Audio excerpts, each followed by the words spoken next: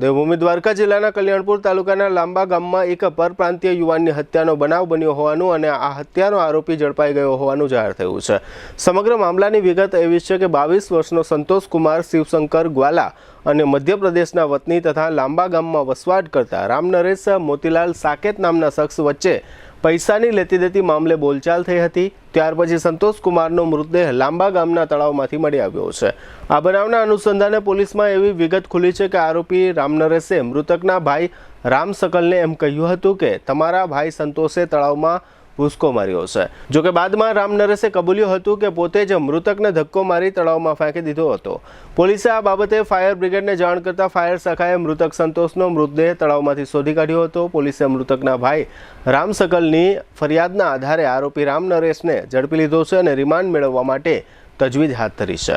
Dwarka DYSP સાગર રાઠોડ દ્વારા આ અંગે આપેલી વિગતો પ્રસ્તુત છે।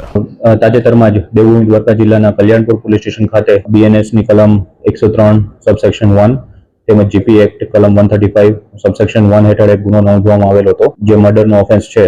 જે ગુનાની હકીકત મુજબ ફરિયાદી જે રામ શકલ શિવશંકર ગ્વાલા જે છે તેમના ભાઈ કલ્યાણપુર પોલીસ સ્ટેશન વિસ્તારના એક પ્રાઇવેટ કંપનીમાં ડ્રાઈવર તરીકે નોકરી કરતા હતા અને તેમની સાથે જ તેમને બીજા ડ્રાઈવર અન્ય નોકરી કરતા હતા, જે બંને ફ્રેન્ડ્સ હતા। એ બંને લોકો એક જગ્યાએ તળાવ પાસે નાસ્તો કરવા ગયેલા હતા। જે નાસ્તો કરવા ગયા એ સમયમાં તેમને પોતાની આર્થિક કન્ડિશનના કારણે અને બંનેને પૈસાની બાબતમાં ઝઘડો થતા આ આરોપી જે છે, આરોપીનું નામ છે રામનરેશ ઉર્ફે છોટે મોતીલાલ સાકેત, તેમણે ફરિયાદીના નાના ભાઈ જે સંતોષ શિવશંકર ગ્વાલાને પાણીમાં ધક્કો મારીને તળાવમાં ધક્કો મારી દીધેલો હતો। ત્યારબાદ તેના ઉપર એક પથ્થરનો ઘા કરવામાં આવેલો હતો। ફરિયાદીના નાના ભાઈનું મૃત્યુ થયેલું હતું, જેમની બોડી અમે તપાસ દરમિયાન તળાવમાંથી કાઢેલી છે। ત્યારબાદ પીએમ કરાવીને હાલની તપાસ કલ્યાણપુર પોલીસ સ્ટેશનના પીઆઈ ઇન્ચાર્જ પીઆઈ સૌસેટા સાહેબ ચલાવી રહેલ છે અને આરોપીની ગણતરીની કલાકોમાં કલ્યાણપુર પોલીસ દ્વારા ધરપકડ કરવામાં આવેલ છે। શું તમને કાનમાં ઓછું સંભળાય છે?